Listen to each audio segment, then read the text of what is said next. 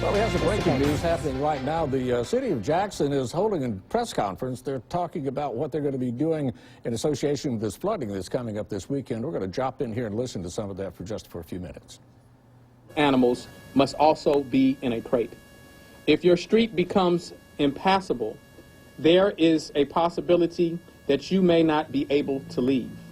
If you leave your home, please place a note on the front door or on the door so our first responders know to move on.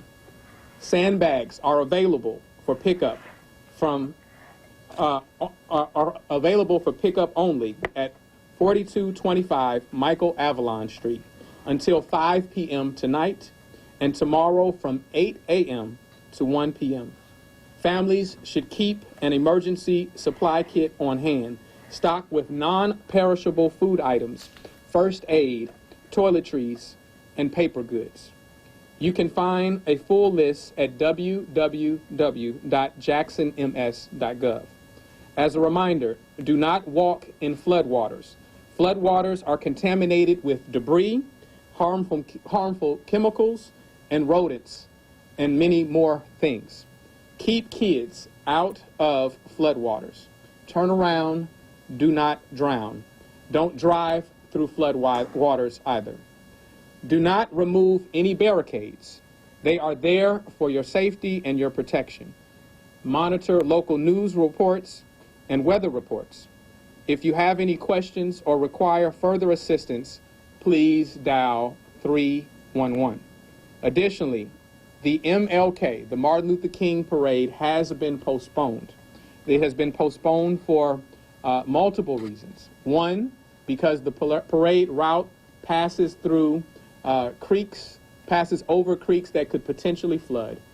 It has been postponed because, additionally, because there will be no barricades to put out for the parade because those barricades will be used for potential flood areas. And lastly, and probably most importantly, it will be postponed because first responders will not be available for the parade as they must address and be available for areas that could potentially be impacted by floodwaters. We are making these recommendations based on what we think the weather will bring.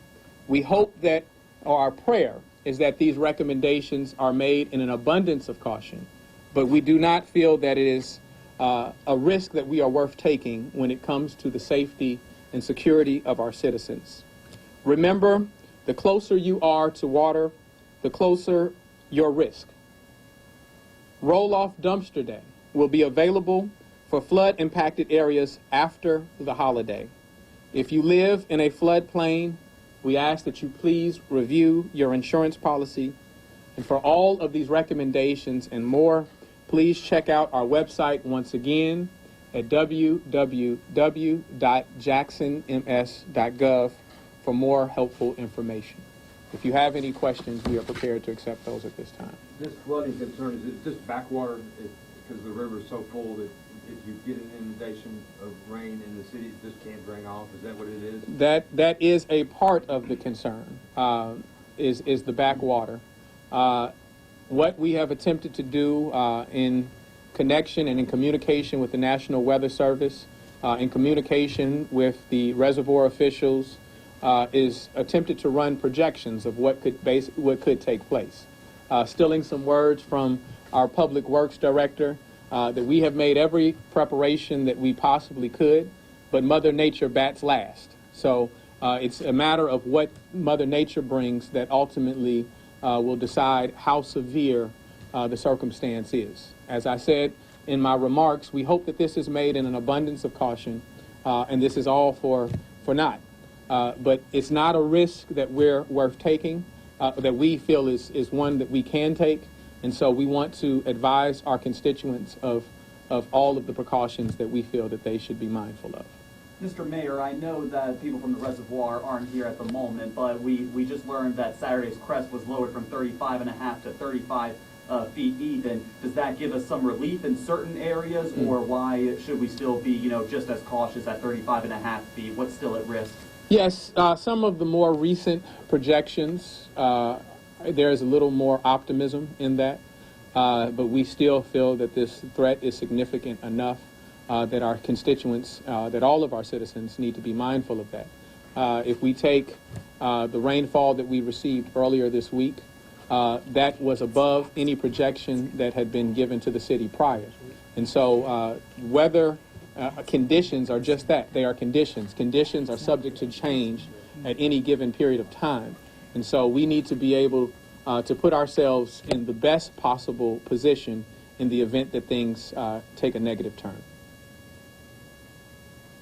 Going back to that temporary shelter, Mr. Mayor, can you elaborate who exactly is putting it on? Will there be snacks provided? Can people bring their own food? What exactly does it all offer that the public should know? For more details, I will ask Ms. Keisha Sanders to come forward. I can share that we have been working alongside the Red Cross, and those are approved locations that they scout in order to make certain that they are appropriate for accommodating people's need.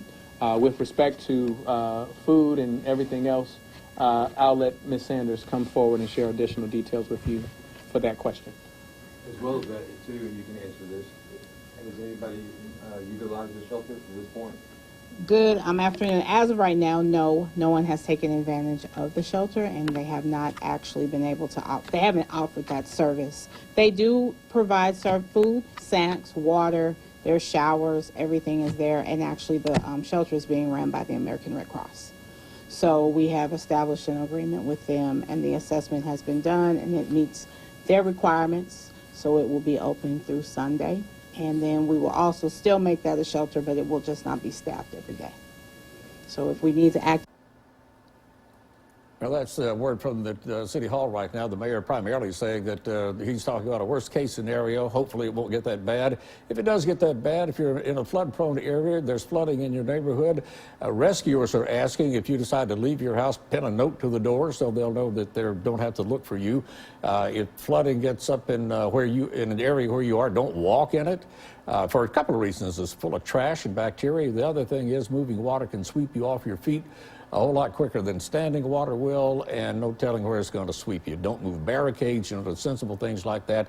The MLK parade is going to be canceled for this weekend. We'll make an announcement, or they'll make an announcement later when it's going to be rescheduled. And then also the other thing is any other questions you have is pretty much going to be answered on the website of the City of Jackson webpage. So cross your fingers. We're preparing for the worst, hoping for the best.